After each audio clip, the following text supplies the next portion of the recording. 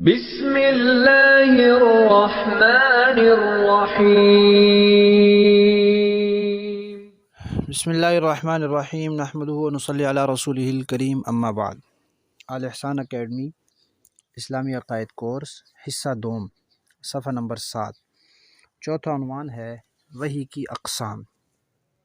وحی کی دو قسمیں ہیں، ایک ہے کتابی وحی جو اللہ تعالیٰ کتاب کی شکل میں نازل کرتے ہیں، جیسے قرآن پاک ہے، تورات ہے، انجیل ہے، اس کی تلاوت بھی کی جاتی ہے، اس لیے اسے وحی مطلوب کہتے ہیں۔ اور دوسری ہوتی ہے غیر کتابی وحی جو کتاب کی شکل میں نہیں ہوتی، اسے وحی غیر مطلوب کہتے ہیں، جیسے حدیث شریف ہے۔ دونوں میں فرق یہ ہوتا ہے کہ کتابی وحی میں مفہوم بھی اللہ تعالیٰ کی طرف سے ہوتا ہے اور الفاظ بھی اللہ تعالیٰ کے سکھائے ہوئے ہوتے ہیں، جبکہ دوسری جو وحی ہوتی ہے غیر کتابی، اس میں مفہوم تو اللہ تعالیٰ کی طرف سے ہوتا ہے، معنی اللہ تعالیٰ کی طرف سے ہوتا ہے، لیکن اس مضمون کو، اس مفہوم کو، اس معنی کو رسول اللہ صلی اللہ علیہ وسلم اپنے الفاظ میں تعبیر فرماتے ہیں۔ اور اللہ تعالیٰ جو وحی نازل فرماتے ہیں اس میں شرعی احکامات بھی نازل فرماتے ہیں اللہ تعالیٰ۔ کچھ پچھلی قرآن پاک میں پچھلی قوموں کے قصے بھی ہیں اور واقعات بھی ہیں اور شرعی احکامات بھی ہیں، حکم بھی ہیں کہ یہ کرنا ہے، یہ نہیں کرنا۔ تو اللہ تعالیٰ پابند نہیں ہے اس بات کے کہ شرعی حکم صرف کتابی وحی میں نازل کرے اور دوسری وحی میں نازل نہ کرے۔ اللہ تعالیٰ مالک ہیں، ان کی مرضی ہے۔ تو اللہ تعالیٰ نے شرعی احکامات کتابی وحی میں بھی نازل فرمائے ہیں اور غیر کتابی وحی میں بھی نازل فرمائے ہیں۔ غیر کتابی وحی کی بہت سی مثالیں قرآن پاک میں ہیں۔ اللہ تعالیٰ نے قرآن پاک میں فرمایا کہ ہم نے نوح علیہ السلام سے کہا تھا یا نوح انہ لیس من اہلک، حالانکہ نوح علیہ السلام پر تو کوئی کتاب نہیں اتری، تو اس سے پتہ چلا کہ جو وحی ان پر آئی تھی وہ کتابی وحی نہیں تھی۔ اسی طرح موسیٰ علیہ السلام کے بارے میں اللہ تعالیٰ نے قرآن پاک میں فرمایا کہ ہم نے ان سے کہا فاستمع لما یوحیٰ، یہ اس وقت کی بات ہے جب ابھی تورات نازل نہیں ہوئی تھی، تو اس سے بھی پتہ چلا یہ کتابی وحی نہیں ہے۔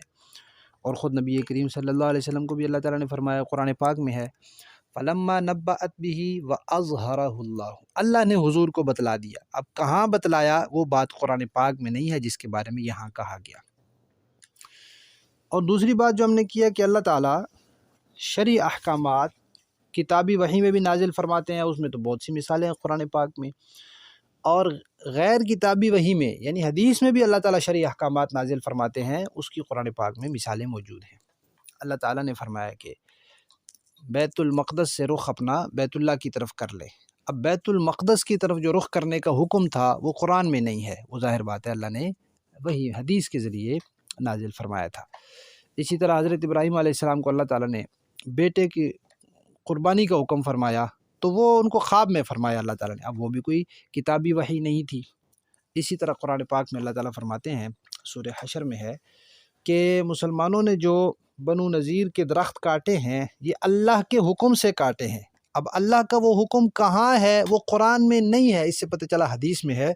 تو اس سے دو باتیں ثابت ہوئی، ایک یہ کہ وحی کتابی بھی ہوتی ہے، غیر کتابی بھی وحی ہوتی ہے، اللہ تعالیٰ پابند نہیں ہے کہ صرف کتابی وحی نازل فرمائے۔ اسی طرح دوسری بات یہ کہ شرعی احکامات کتابی وحی میں بھی ہوتے ہیں اور غیر کتابی وحی میں بھی ہوتے ہیں۔